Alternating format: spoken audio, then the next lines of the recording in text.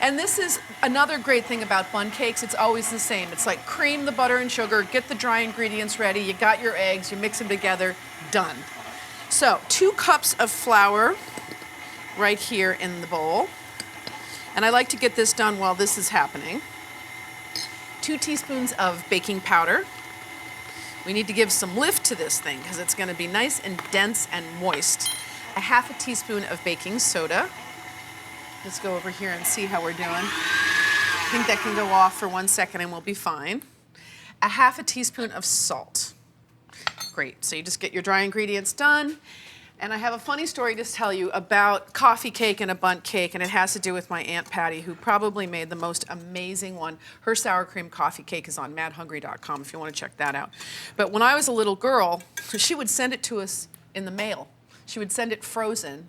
And when we opened it up, it was always the moistest, most amazing thing I've ever had. And when I asked her what she did, when I got a little older, she told me a crazy story. I'll finish in a second. So next are the eggs. 2 eggs that I just am going to crack into here because I don't want a shell or anything like that to ruin my mixture over here, which is already done. So get this on and just let them go in one at a time. Great. And just make sure that you get it mixed up. It's a little tough sometimes with the egg to mix with the butter, so I'm going in there again and just taking everything down. And then this is where the maple syrup comes in, and vanilla. So we're bringing in 2 absolutely just addicting flavors, I think. So I have 1/2 cup of maple syrup, and get it right in here at this stage. Oh, if that doesn't put you in the mind of the leaves turning and wanting to get a little bit more cozy, I really don't know what does. And a teaspoon of vanilla right into here. So now we just make sure that this whole thing gets mixed up.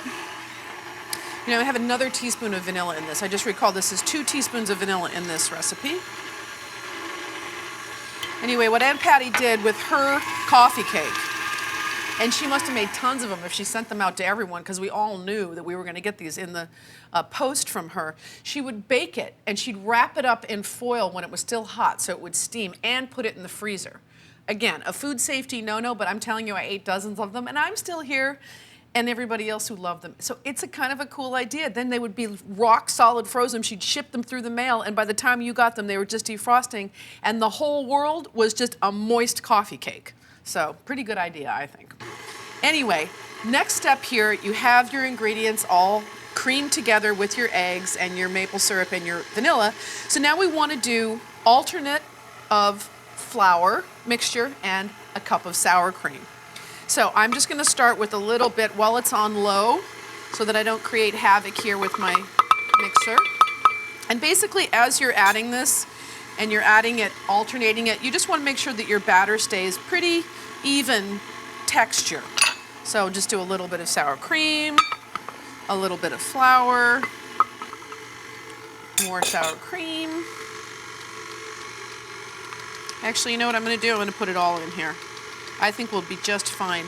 I've been known to use yogurt when I wanted to make a coffee cake or a Bundt cake like this and I didn't have any sour cream. I'll use yogurt. Works just fine. And then I'll get the rest of the flour in here. Great. Okay. Just let the flour kind of mix in and then I'm going to give it a nice mix. One last, just bringing it down on the sides. And then I have my Bundt pan over here. I mean, I make chocolate cake in the Bundt pan. It really stemmed from being so busy. And when I had to make cakes for everyone, I didn't necessarily always have time to make the cakes and layer the da-da-da-da. Just make one Bundt cake, put a glaze on there, and you're good to go. I make them orange, I've made them chocolate, I've made them rum. All right, I think this is great. Let's just take a look. And put this aside. All right, I'll taste it.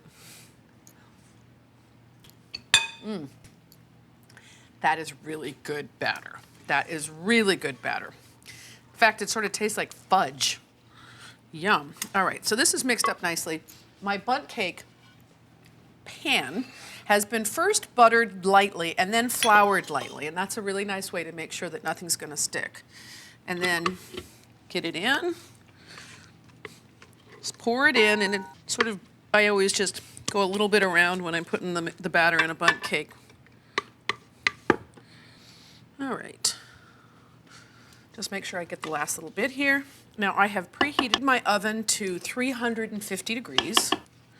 So it's all ready to go in. This is another, again, a great thing to make in advance. I'm not saying you should freeze it the way Aunt Patty did, but you could freeze it.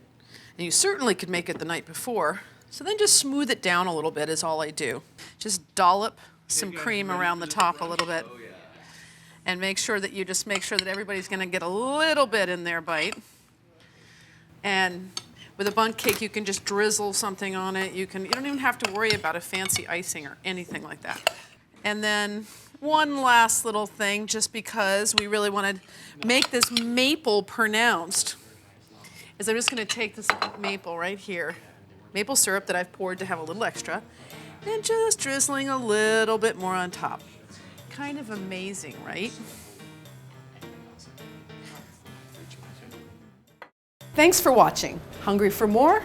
Click here for more great recipes, and to subscribe, click here.